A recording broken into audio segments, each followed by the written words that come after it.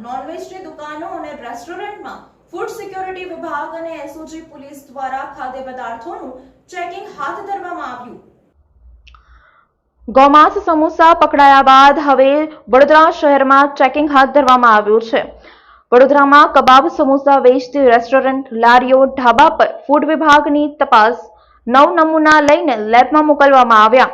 વડોદરાના પાણીગેટ ચીપવાડાના એક રહેણાંક મકાનમાંથી ગૌમાંસ સમોસાનો માવો સહિત 326 કિલો જથ્થો મળી આવ્યા બાદ પાલિકા અને એસઓજીની ટીમ સફાળી જાગી છે। પાલિકાની ફૂડ વિભાગ ટીમ અને પોલીસ દ્વારા આજે શહેરના વિવિધ વિસ્તારોમાં કબાબ સમોસા વેચતા વેપારીઓને ત્યાં ચેકિંગ શરૂ કર્યું હતું।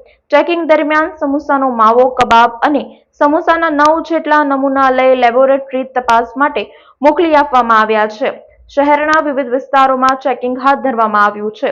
વડોદરા શહેરમાં ગૌમાંસના સમોસા પકડાયા પછી પોલીસ અને ફૂડ વિભાગની ટીમો દોડતી થઈ ગઈ છે। શહેરના તાંદલજા, ન્યાય મંદિર, માંડવી, પાણીગેટ, આયુર્વેદિક 3 રસ્તા અને હાથીખાના રોડ સહિતના વિસ્તારોમાં આવેલી કબાબ સમોસાની રેસ્ટોરન્ટ, લારીઓ અને ઢાબાઓ પર પાલિકા અને પોલીસ વિભાગ દ્વારા ચેકિંગ હાથ ધરવામાં આવ્યું છે। ચેકિંગ દરમિયાન વિવિધ 9 જેટલા નમૂના લીધા હતા। જો કે આ પ્રકારની પ્રવૃત્તિઓને રોકવા માટે અગાઉથી કોઈ તપાસ કરવામાં આવી ન હતી। તાંદલજા વિસ્તારમાં નોનવેજ ની જે પણ રેસ્ટોરન્ટ, નાની ફૂડ વેન્ડિંગ એસ્ટાબ્લિશમેન્ટ એ બધામાં અત્યારે ચેકિંગ હાથ ધરવામાં આવી રહ્યું છે। તેમાં ખોરાક શાખાની ફૂડ સેફ્ટી ઓફિસરોની ટીમ છે તથા એસઓજીની ટીમ છે, એ બંનેની સંયુક્ત કામગીરી કરવામાં આવી રહી છે। હાલમાં હમણાં રમજાન માસ આખો મહિનો પૂરો થયો, તમે આજે છેલ્લા દિવસે આવ્યા છો, કઈ રીતે અહીંયા હોટલોમાં કઈ રીતે તમે ચેકિંગ કરી રહ્યા છો? શું શું ચેક કરવામાં આવે છે? કલર, હાઇજીનિક કન્ડિશન એ બધું ચેક કરવામાં આવી રહ્યું છે। અત્યારે કંઈક એવું શંકાસ્પદ જથ્થો એવું કંઈક મળ્યું છે?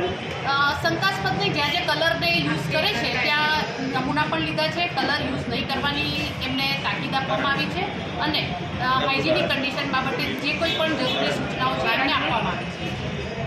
શું નામ આપનું મેડમ? આરએસ છે।